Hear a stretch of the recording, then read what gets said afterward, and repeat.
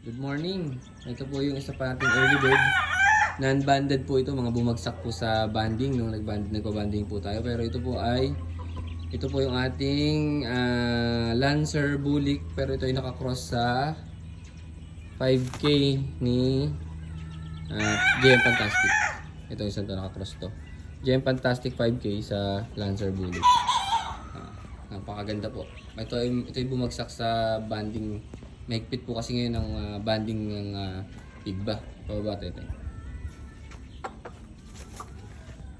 Ayan na po siya. Oh. Medyo maliit pa lang yung harvest na namin kasi iwas sa sakit.